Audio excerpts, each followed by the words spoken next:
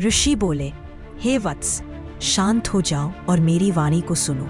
यह कथा आज की नहीं बल्कि उस समय की है जब मनुष्य ने खुद को भी खोजना शुरू नहीं किया था। यह कथा है ज्योतिष की। ज्योतिष, जिसे आज का तथाकथित आधुनिक समाज कोरी कल्पना या अंधविश्वास मानता है, वह वास्तव में ज्ञान का सबसे पुराना और सबसे प्यासा विषय है। तुम पूछोगे ऐसा क्यों? तो सुनो, इसके पीछे एक नहीं कई कारण हैं।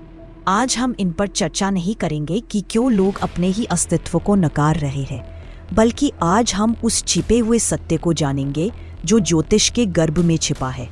ज्योतिष सबसे पुराना विषय इसलिए है क्योंकि इतिहास की गहराइयों में जितनी भी खोजें हुई है, उनमें कोई भी ऐसा काल, कोई भी ऐसा समय नहीं है जहां ज्योतिष का अस्तित्व न मिला हो। जीसस से 25,000 साल पहले सुमेरियन सभ्यता में मिली हड्डियों के अवशेषों पर ज्योतिष के चिन्ह और चंद्रमा के गोचर के चिन्ह अंकित थे। यह तो पश्चिम की बात है, लेकिन भारत की कहानी तो और भी पुरानी है। हमारे ऋग्वेद में 55,000 साल पहले ग्रह नक्षत्रों की स्थिति का उल्लेख है। इसी आधार पर लोकमान्य तिलक ने यह निष्कर्ष निकाला था कि ज्योतिष निश्चित रूप से 90,000 वर्ष पुराना होना चाहिए। यह तर्क भी बहुत सरल है। यदि वेद में 95,000 साल पुरानी स्थिति का उल्लेख है तो ज्योतिष की गणना अवश्य ही इससे पहले पूर्ण हो चुकी होगी।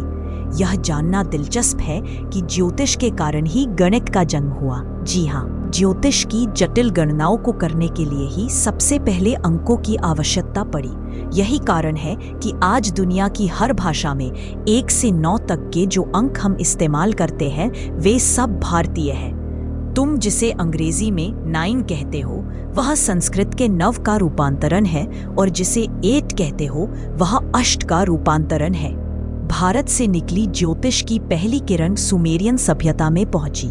6,000 साल पहले सुमेरियनों ने ही पश्चिम के लिए ज्योतिष का द्वार खोला। उन्होंने नक्षत्रों के वैज्ञानिक अध्ययन के लिए एक विशाल अध्ययनशाला बनाई। 700 फीट ऊंची मीनारों पर उनके पुरोहित 24 घंटे आकाश का अध्ययन करते थे। ऐसा वे 2 कारणों से करते थे। पहला, उन्हें यह रहस्य पता चल गया था कि मनुष्य के जीवन में जो कुछ भी घटित होता उसका प्रारंभिक स्रोत नक्षत्रों से जुड़ा है। दूसरा, वे मानते थे कि धरती पर पैदा होने वाली हर महामारी का संबंध भी नक्षत्रों से ही है। आज का विज्ञान भी इस बात को स्वीकार करता है। आज के वैज्ञानिक कहते हैं कि सुमेरियनों ने ही मानव जाति का इतिहास प्रारंभ किया। हे वत्स, एक और रोचक और दर्दनाक घटना सुन।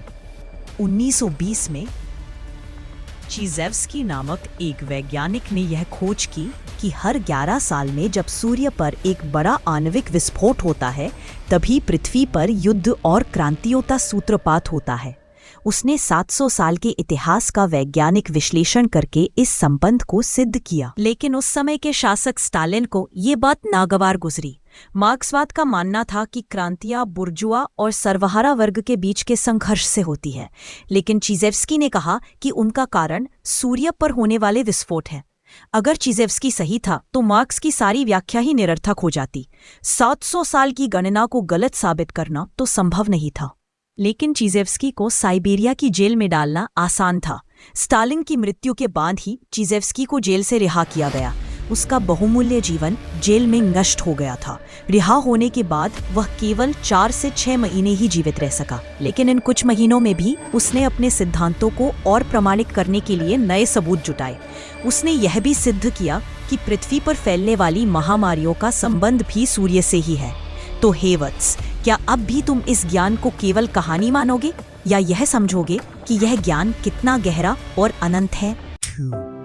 दोस्तों, ये है ज्योतिष की कहानी। एक ऐसा ज्ञान जो मानव जाति से भी पुराना है, जिसके कारण गणित का जन्म हुआ और जिसे सही साबित करने के लिए एक वैज्ञानिक ने अपनी जान दे दी।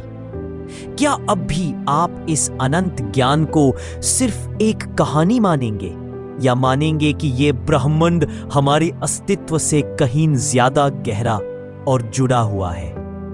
फैसला आपका है। कमेंट बॉक्स में हमें जरूर बताएं और ऐसी ही रोचक वीडियोस के लिए सब्सक्राइब करना ना भूलें। नमस्ते।